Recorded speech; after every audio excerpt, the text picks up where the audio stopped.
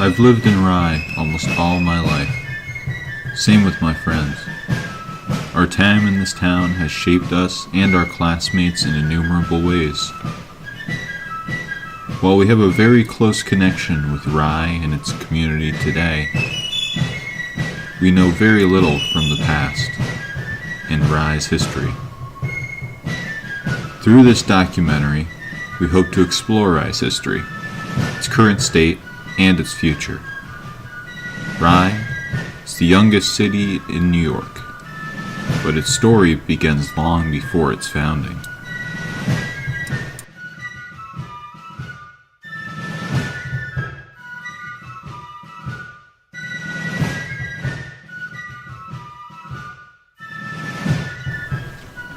To start off this little journey of ours, we will be heading to the Timothy Knapp House. This house undoubtedly has a long history and has been very influential in Rye. It is located by Piazza Pizza.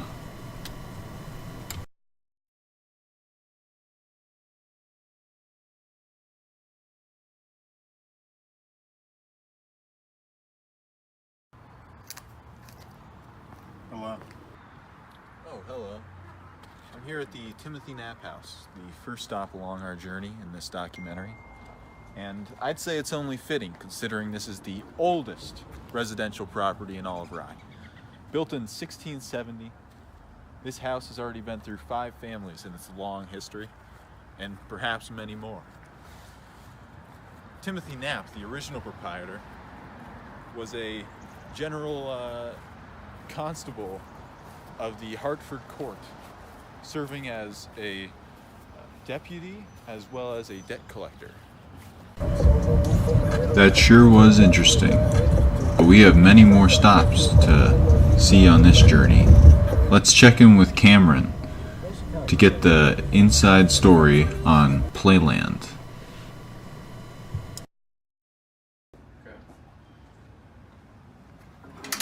Playland has been a staple of Rye since 1928. Playland was designed by a man named Frank Darling, who had experience running Coney Island. Playland is home to a beach, a park, a large amusement park, and a pool.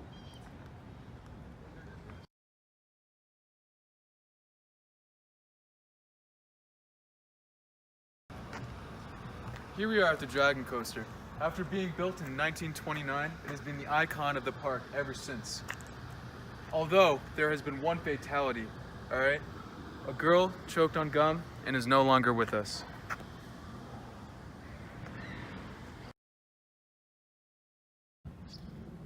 Not only does Playland have fun for the summer, but it also has 2 full-size ice rinks. This is called the Ice Casino. It was built in 1928 and boasts an arcade as well as a first-class dining experience.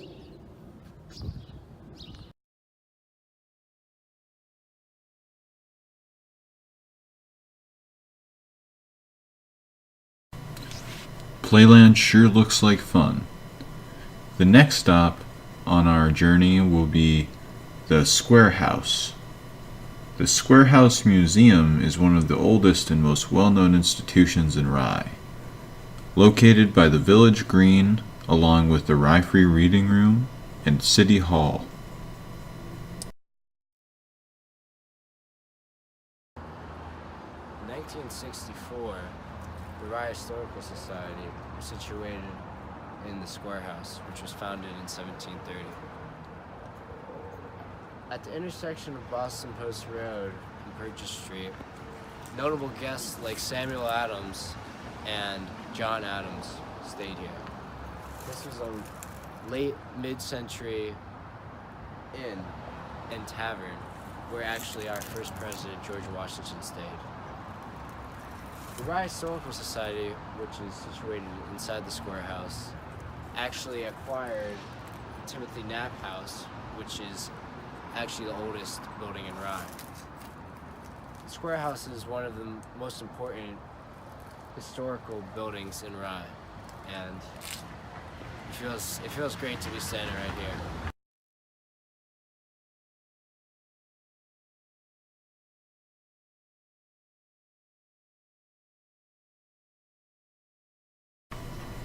Very cool, but Rye still has even more to offer in its history, as we can clearly see by exploring the Rye Meeting House. Built in the 1930s as a one-room schoolhouse, the core of the structure was moved to this site in 1867. Originally used as a Sunday school affiliated with Rise Christ Church, it was transformed into a chapel. The south wing, built in 1875, housed a library. The building was known as Grace Chapel on Milton Chapel, and it was a simple example of the Gothic revival style.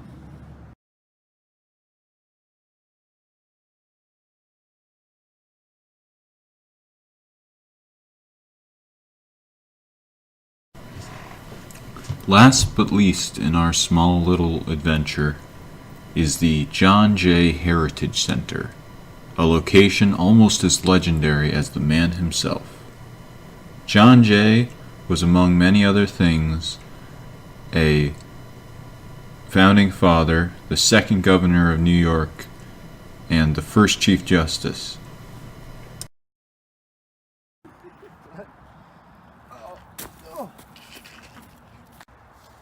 Born in 1745, John Jay was an American statesman, diplomat, and founding father. The Jay Estate is a 23-acre property purchased by John Jay's father, Peter Jay. Benjamin Franklin and John Adams have both visited this fine farm. Originally, the farm was 400 acres, but now is split between 3 people. The New York State Parks, Westchester County, and the Jay Heritage Center. Did you know that John Jay was the leader of the Committee on Conspiracies, a top secret government organization tasked with gathering intel on the enemy and countering the enemy's own intelligence operations? This committee was actually able to bring down a conspiracy to kill George Washington himself. So, let's thank John Jay for the life of our first president. That's pretty good.